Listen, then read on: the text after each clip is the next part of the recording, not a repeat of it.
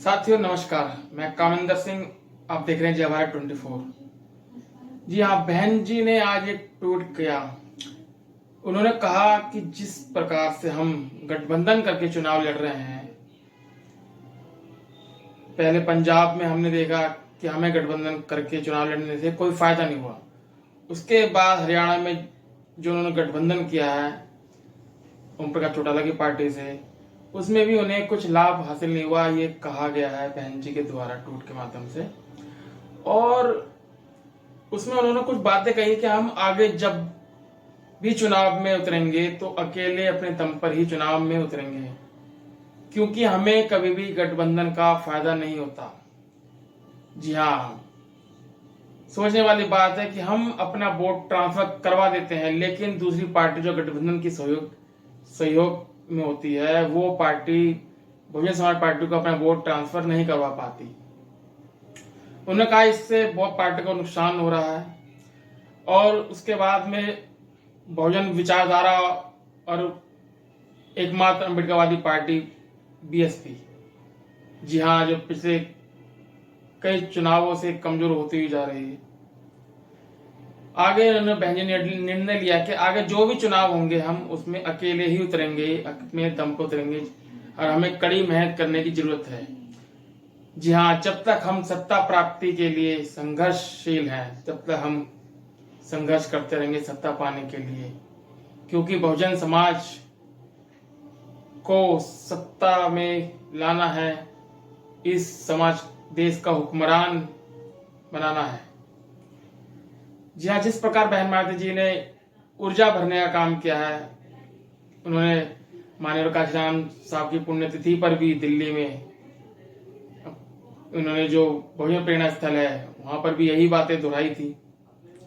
और उन्होंने कहा कि हम कांग्रेस और भाजपा से पहले ही दूरी बना चुके हैं, हम कभी गठबंधन नहीं करेंगे। उसके बाद अब क्षेत्रीय पार्टियों से जो गठबंधन की प्रक्रिया चल रही थी उसमें भी उन्होंने अब अपने हाथ खींच लिए। कहा गया है कि नुकसान हो रहा है। ये बात सच है कि बीएसपी का वोट तो दूसरी पार्टी को ट्रांसफर हो जाता है गठबंधन में जो होती हैं, लेकिन उन पार्टी का वोट बीएसपी को नहीं मिल पाता। आज इसके ताजा उदाहरण जो है पंजाब और हरियाणा, जी आप सबने देखे हैं कैसे वोट प्रतिशत में गिरावट आई। पंजाब हो हरियाणा हो, पंजाब में जो है अकाली दल के साथ मिलकर चुनाव लड़ा, हरियाणा में ओम प्रकाश चौटाला की पार्टी जो है आईएनएलडी के साथ चुनाव लड़ा। ये आगे उन्होंने कहा कि जो यूपी में उत्तर प्रदेश में जो उपचुनाव होने जा रहे हैं उसमें 10 की 10 सीटों पर वो अपने उम्मीदवार खड़े कर रहे हैं और अपने दम पर ही चुनाव लड़े जाएंगे। यह देखना ये होगा कि आने वाले टाइम में चुनाव किस तरह से लड़े जाते हैं, कितनी मजबूती के साथ लड़े जाते हैं और उसका क्या लाभ होने जा रहा है। अखिलेश यादव की पार्टी हरियाणा के चुनाव में नहीं लड़ी, उन्होंने इक्का दुक्का जगह लड़े हैं, उनमें भी उनको कोई फायदा नहीं हुआ। कांग्रेस पार्टी अपने अहंकार में आकर, जी हाँ, उन्होंने बहन मायावती जी ने कहा कि कांग्रेस का जो आरक्षण बचाओ संविधान बचाओ का जो नारा था वो फुस हो चुका है। जनता समझ चुकी है कि अब ये झूठे वादे कर रहे हैं, क्योंकि उन्होंने आरोप लगाया कि राहुल गांधी जो है ये विदेश में जाकर तो कहते हैं हमारे अच्छे दिन आएंगे तो हम आरक्षण खत्म कर देंगे, और जब यहाँ पे चुनाव होते हैं दिल्ली में या हरियाणा में या पूरे देश में कहीं भी, तो ये जो है कहते हैं कि हम आरक्षण और संविधान बचाने की लड़ाई लड़ रहे हैं। ये झूठ है, ये अपमान जो कुमारी शैलजा का भी हुआ है हरियाणा चुनाव में, आपने देखा होगा। हुट्टा गुट जो है पूरी तरह से कांग्रेस पर हावी रहा, ये बातें दोहराई जा रही हैं और इसी का नतीजा हुआ कि कांग्रेस सत्ता से दूर है, भाजपा जो है कमल खिलाने में कामयाब रही है हरियाणा में। जी हाँ, आकाश आनंद जी ने भी बीएसपी के जो कोऑर्डिनेटर है उन्होंने भी बहुत मेहनत की, लेकिन नतीजा कुछ खास नहीं निकला। खैर उन्होंने भी ये भी कहा रखा कि अभी तो मेरी शुरुआत है राजनीति में, अभी तो हमें बहुत मेहनत करनी है।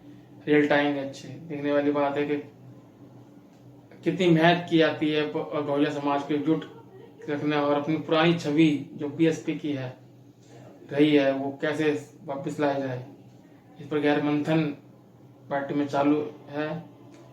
जी हाँ, बहन माता जी के निर्देश अनुसार जो भी आदेश होंगे वो सब कार्यकर्ता और नेतागण करेंगे, ये था कहा गया है। यहाँ अब आने जो जो चुनाव है आगे वाले टाइम में, वो देखने होंगे किस तरह से बीएसपी लड़ती है उन चुनावों से। महाराष्ट्र में भी चुनाव होने, दिल्ली में भी उन्होंने कहा कि मुकाबला 3 पार्टियां लड़ेंगी, भाजपा, आम आदमी पार्टी और कांग्रेस। बहन जी ने ये बात भी कही कि जब हम आमने सामने की टक्कर में होते हैं तो हमें नुकसान होता है, लेकिन जब मुकाबला 3-4 पार्टियों के बीच में होता है तब हमें फायदा होता है, उसका हो सकता है हमें कुछ फायदा मिल जाए, इसलिए हम अकेले लड़ेंगे और महज के साथ लड़ेंगे दिल्ली के चुनाव जो अगले साल होने जा रहे हैं।